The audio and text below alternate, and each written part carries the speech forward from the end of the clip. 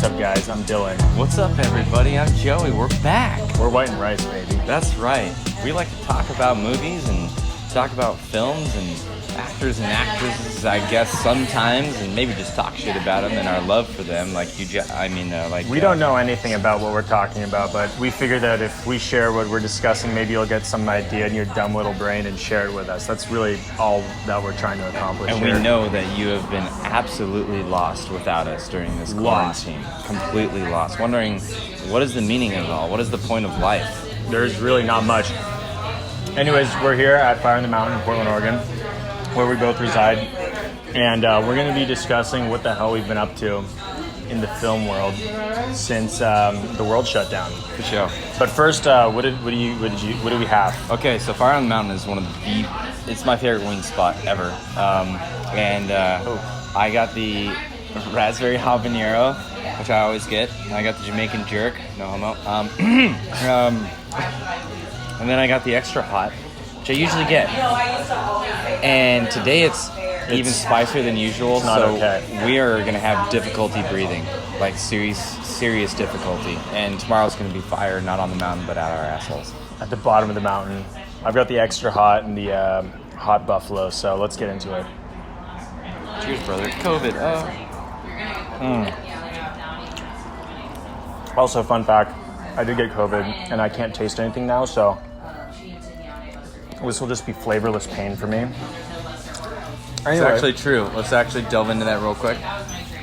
So at the beginning of all this, March 2020, I got the flu and lost all sense of taste and smell. You got COVID. Oh my God. Is it really that hot? It's pretty awful. So I haven't been able to taste or smell anything for about 4.5 months, which is no fun. And Joe got a head injury, so he can't smell either. So yeah, combined, we have zero taste, which does not validate our show at all. That was 10 years ago that my nerves were severed, and some of it has come back. I heal quickly, like some character we all know. Yeah. It's not true. Oh. So what he's experiencing right now, I experienced, and it's really actually awful. Anyway, yeah, it sucks. I needed a white man's validation to further prove what I'm experiencing. Yes! Yes! Yes! Okay, so we want to cover some of the stuff that we've been watching during this time. It hasn't been much. It hasn't been much. Obviously, a lot of productions were put on pause. A lot of movies we were looking forward to got put on pause. So we're also going to talk about some stuff that we're looking forward to that hopefully will still come out one day. Yeah. What should we start with? We'll start with Guns Akimbo. Okay, so I distinctly remember before shooting an episode at your place, we watched the trailer for this. Mm-hmm. And we were both like, oh, dude, kind of a cool, nerdy, modern action movie with Daniel Radcliffe. More like a lot of After Effects editing and Daniel Radcliffe, because it was meh. Fake laugh. So the premise of the story is there's this underground game where what the fuck was it? It's like a killing game, and he wakes up basically, two guns, Kimbo, fucking bolted to his hands. And he's like, you have 24 hours to live, you have to kill this one person. Who's at the top of the game. She's been the top of the game the whole time. Everybody watches it on the internet and stuff like that. Cops can never catch him. Shut up. One of the things that struck me the most about this film is right after you watched it, you told me how unrealistic some of the fighting was and some of the reactions to pain, et cetera, et cetera. And I remember thinking to myself, consistent. And I remember just thinking, it's whatever, that's how movies are.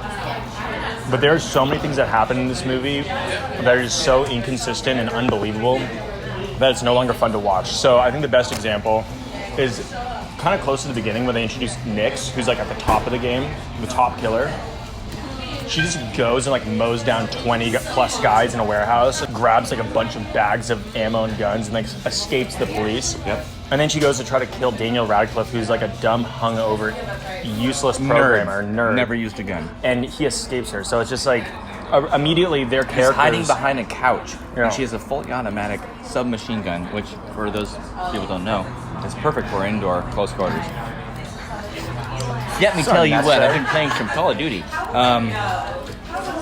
And yeah, she can't kill him. Yeah. And then the other part is, at the end when she's fighting that really bad guy, this is stupid hot this time. This is really hot. I hate it. This is hotter than... It's real hot. Wow, that sucks. Well, you can... Sure. Anyways, I think we gotta cut to the chase in this one. Yeah, whatever. Don't watch Guns Akimbo. Like, I can't even say that there's anything good about it. I'm sorry, Daniel Radcliffe, you're out. What's next? We're going to talk about Blood Machines. Blood Machines? I don't even know what the hell you're talking about. I told you about it. That's stupid hot. Jesus Christ. So Blood Machines, I saw an ad pop up for it on Instagram. Oh, wait, I did watch this on the Shudder channel. Yeah, on the Shudder. Oh, Did you watch no. it eventually? Yeah. Yeah.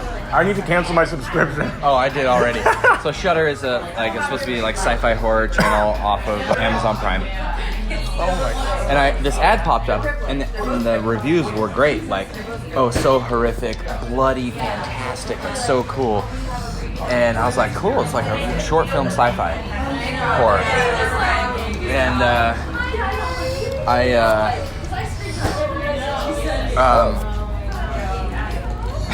Birds of a feather flock towards Joey and I. and I watch it. Think of the nerdiest, pathetic nerd in their mother's basement. It's just incels in outer space. Yes, get them. Yeah, exactly. It is not. It is so like it's a C-level production movie, but they did a good job with it. Computer animation was good and all that stuff. Acting was, subpar. The story was so ridiculous, and they focused so much on this. Basically, these two bounty hunters come in, they kill a ship, destroy it. Turns out the AI of the ship has a ghost. They go and chase it down. And the AI is represented as an attractive naked woman. And Like, how much did they pay that chick to just be naked? not just and her, but it gets so ridiculous that there ends up being a graveyard of these ships and AI ghosts. And there's all these naked women dancing around together. A bunch of naked chicks. Weird thing is they're all white too. Did you notice that? That was weird. Yeah, the casting and was then really not at good. the end of it all, they're all naked, dancing around and shit. At the end of it all, they just turn into a massive naked girls floating in space, and you're like, dude, how horny were these guys? Imagine them like creating the computer animation, just be like, oh my gosh, do you see the boobs I made? Oh my God, those are so hot. Oh. Okay. Anyway, Blood Machines was, here's the thing, is like, I applaud any, it wasn't even that bloody, no, there's no blood. and a lot of it didn't make sense. I mean, I applaud independent film and independent filmmaking. However, the whole concept of Shudder, of trying to reinvent the wheel by making a horror version of Netflix, it's just too narrow, and the content is just not good enough. So, Shudder, I wish you all the best, but Blood Machines sucks. Mm-hmm. Don't get a Shudder account, and don't watch Blood Machines. Well, we didn't even have any other good movies on there. I know. There's nothing notable. Oh, we can take a quick aside and talk about the enormous failure of Quibi, which is kind of in the same vein. It was supposed to be a platform for shorts content, essentially. The difference between them and Shudder is that, I'm like losing my brain right now. Dude, this is stupid hot. This has never been that hot.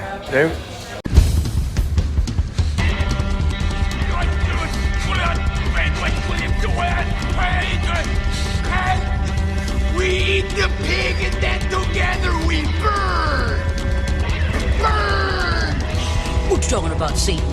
Come with me! You belong with me! Burn!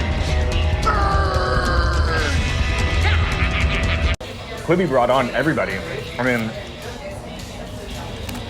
every funny person was on Quibi, and it just flopped. surprisingly during the COVID season, which was when people were consuming more content than ever.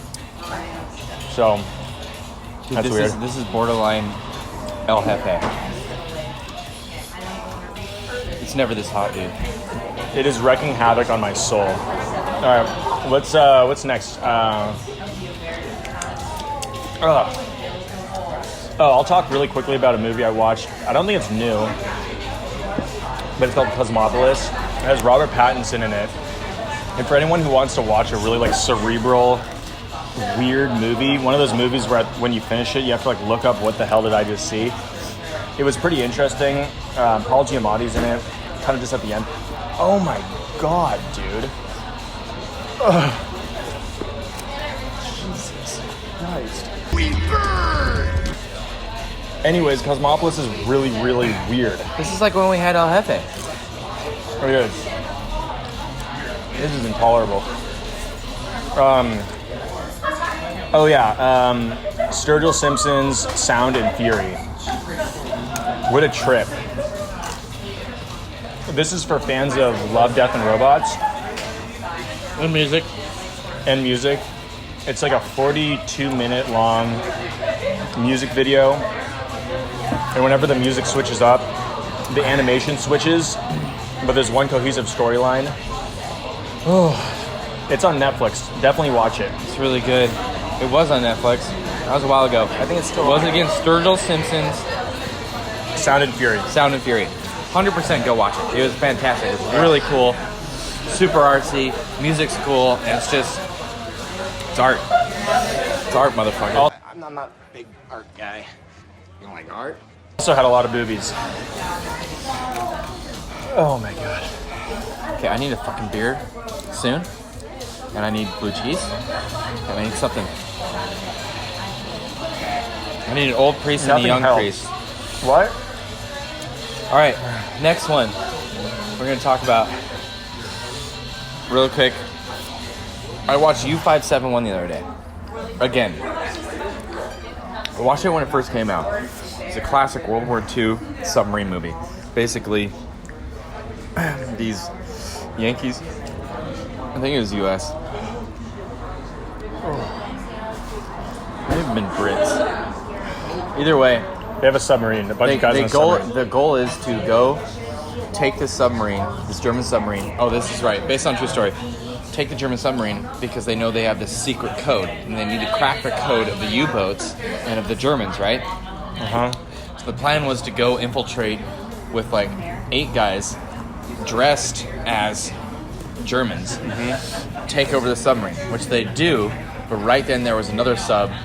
Their sub gets blown up. They have to go into the German sub. And there's only like 8 or so of them, and they have 2 interpreters, people who know German, and they have to survive it.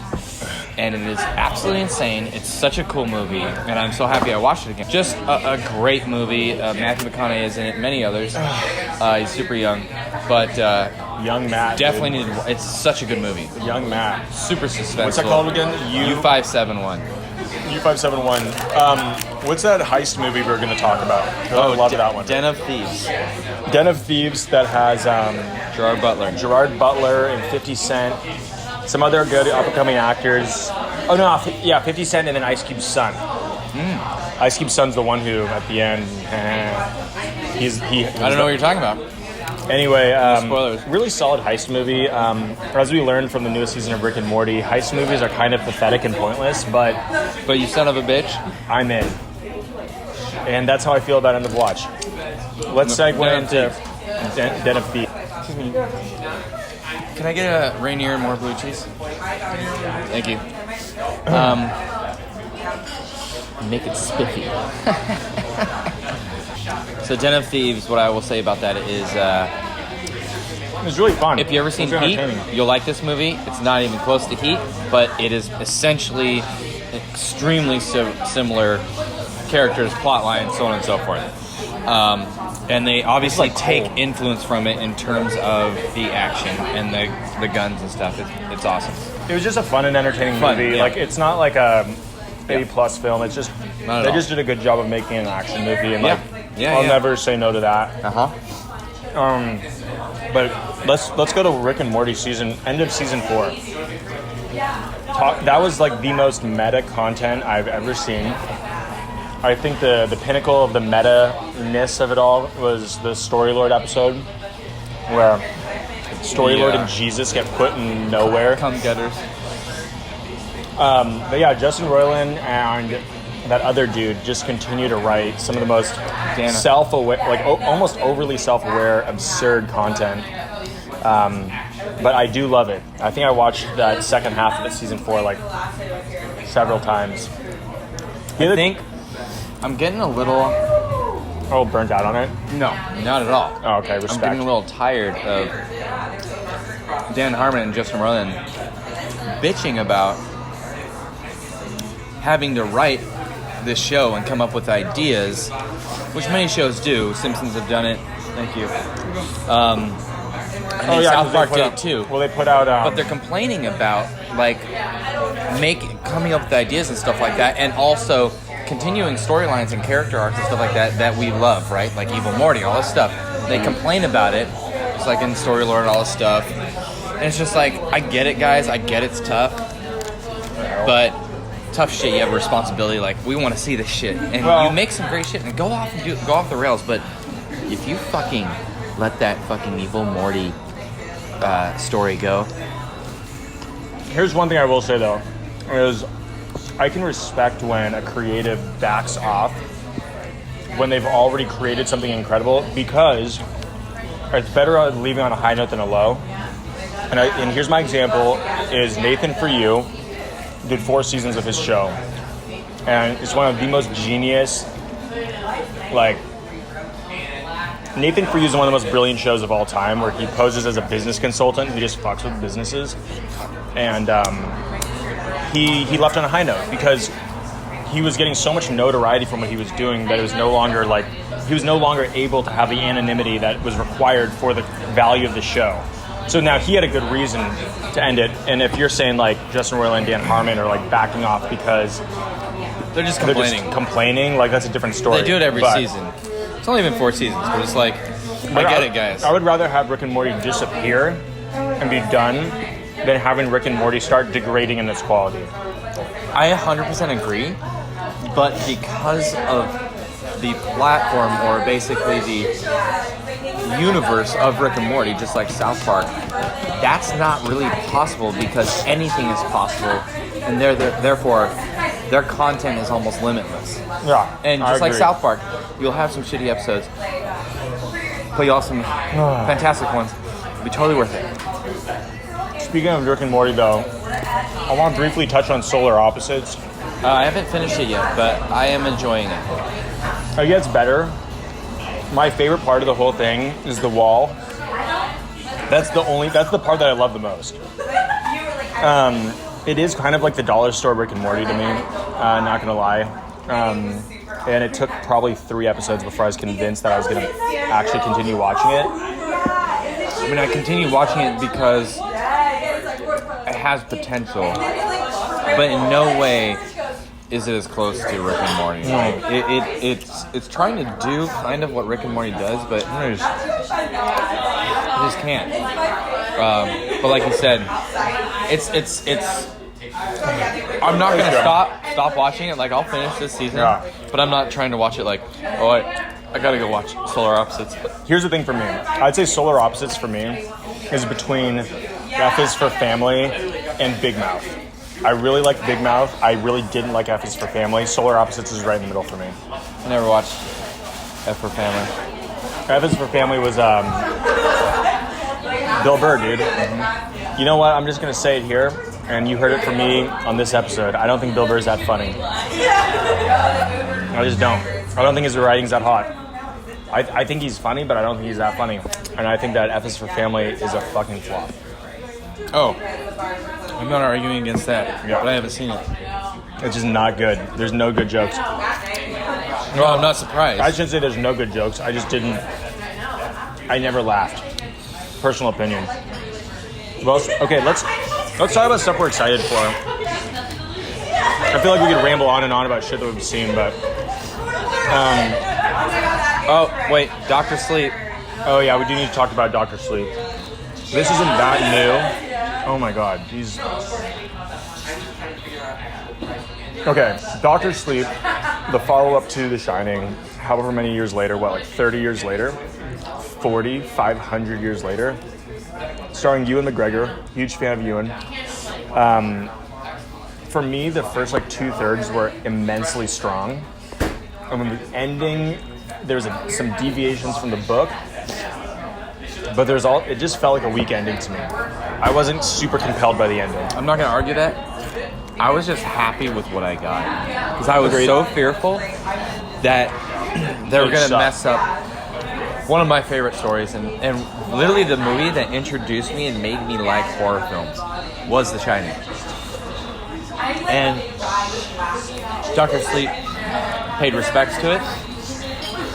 I liked it a lot. Yeah, no, I think, if you enjoy The Shining, I would recommend Dr. Sleep. And if you like scary-ish movies, I would also recommend Dr. Sleep. I thought it was a good movie. I thought it was dope. I don't think there's anything else to say on that one, though. So, things that we're excited for. Now, the caveat to this is we don't really know when we're going to see any of these things. So, like the first one, The Green Knight, which is an A24 film set in a medieval era, is, I think it's just been postponed overall. I'm so excited for that. Is that Robert Eggers? It's not. No, it's a female director. I forget her name. I believe it's a female director. I mean, it looks so fucking good. It's also like a fantasy medieval movie from A24. So excited. Which I don't believe they've ever done. I think the closest thing they've Isn't it starring the dude from Slumdog Millionaire. Oh. Anyway, all we gotta say is it's medieval fantasy from A24, and we don't know when it's coming out. It was supposed to premiere at South by Southwest, and that obviously really didn't happen. Dune, I think some frames from that have been released and it looks great. Timothée Chalamet, he's just continuing his ascension to being the next big deal. New Bond, despite Daniel Craig hating that role more than anything he's ever done. Which, like, dude. I'm very nervous. Yeah, me too. He had an injury. They had to stop shooting.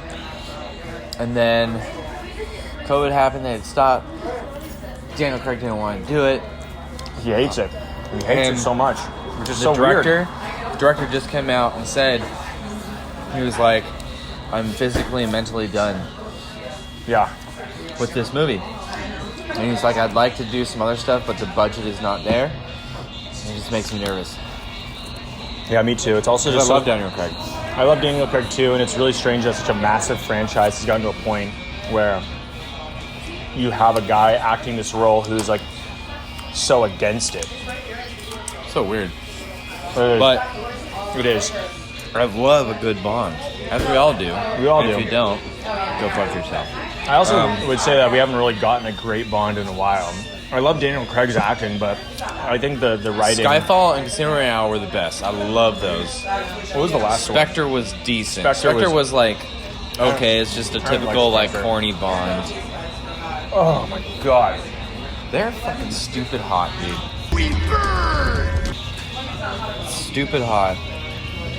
Got too many wings. Oh my goodness. Okay. Oh, The Boys 2. The Boys 2. Ow. We're all excited for that. The Boys 1 was just such a great show because it was a departure from the known themes of... PG. Yeah, it was a departure from PG. And even PG-13. Was it NC-17? I was rated R. It was R? Yeah, it's just where superheroes aren't really superheroes, they're a corporation. And they're really scummy. And a really ragtag team of citizens tries to put a stop to it. And the second season will be great. Dude, I'm losing it. Oh. And we got left on a cliffhanger. Big cliffhanger. It's big. It's awesome.